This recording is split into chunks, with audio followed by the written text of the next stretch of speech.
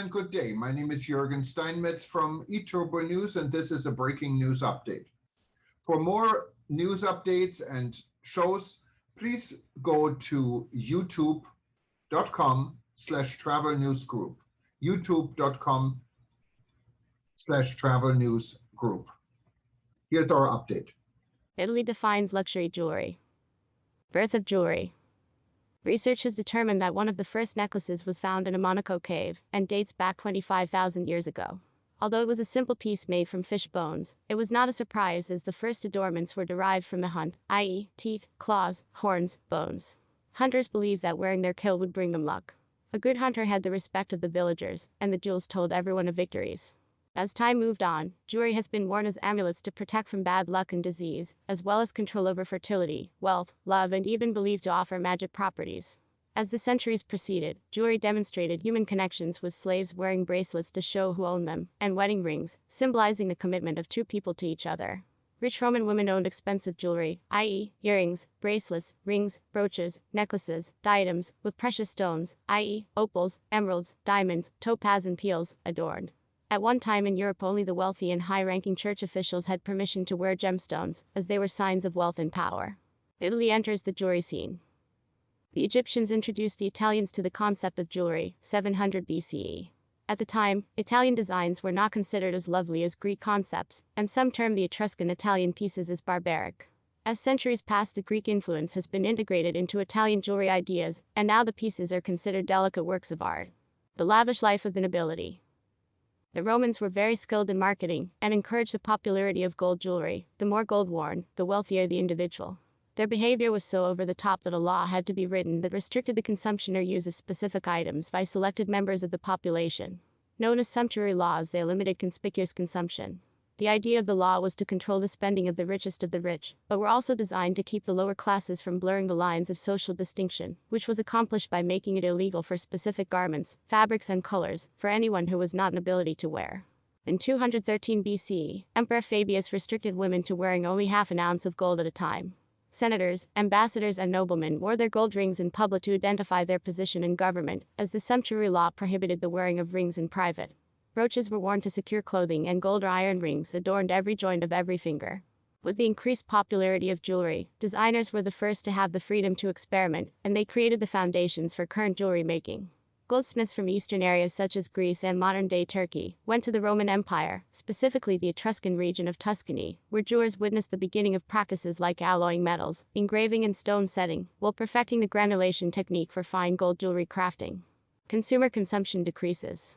Religious use increases. With the fall of Rome, the jewelry tradition decreased in popularity. Other civilizations discovered rare and unearthed mineral deposits, increasing the overall supply of gold, keeping the jewelry trade alive in Western Europe, serving the purposes of the Roman Catholic Church. Jewels and handcrafted gold articles were primarily located in cathedral treasuries or imperial courts. The public wore very little jewelry apart from a signature piece that reflected religious and societal norms or beliefs. Royalty refresh. In the 11th century, monastery-based workshops began to decline, and were replaced with secular craft houses. Freedom led goldsmiths to serve the whims of royalty and nobility once again, creating the first official goldsmiths' guilds in the 1100s. Italian gold jewelry remained the most highly sought after in the industry, with Vicenza and Florence the center for jewelry design-making inspiration. Most popular were finger rings representing good omens and talismans.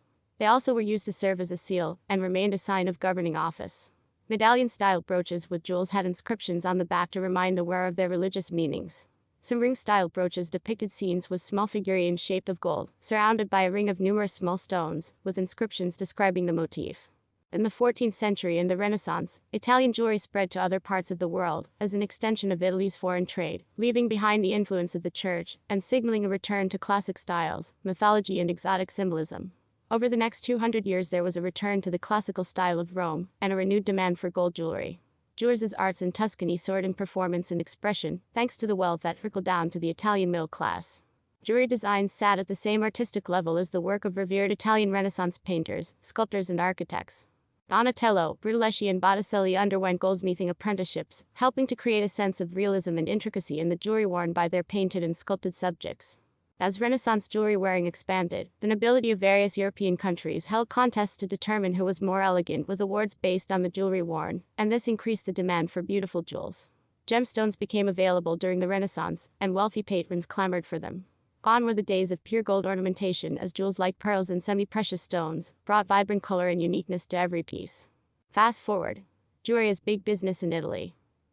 In 2020, the worldwide jewelry market was valued at approximately $228 billion and forecast to reach $307 billion by 2026. Jewelry is very important to the Italian market, representing $1.54 billion in exports, 2019, increased to $1.7 billion, 2020, and provides employment to over 22,000 people.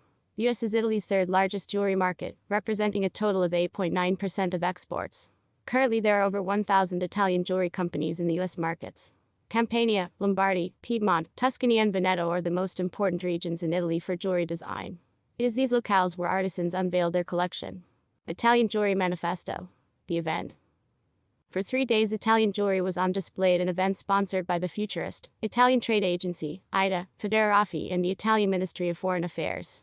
The program was designed as an educational and networking experience and featured over 50 Italian jewelry brands, covering multiple sectors of the Italian jewelry trade from luxurious and exclusive to basic chains and earrings.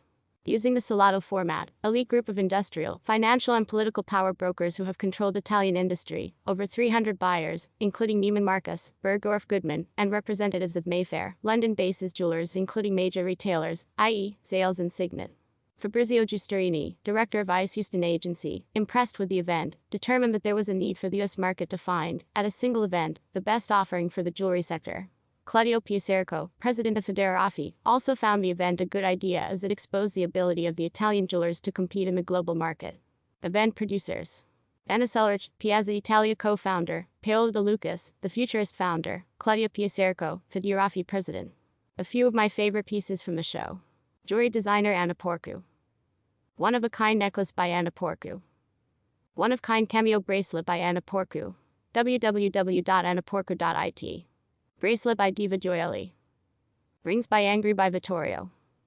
Press conference attendees. More news about jewelry. Dr. Eleanor Gerli. This copyright article, including photos, may not be reproduced without written permission from the author.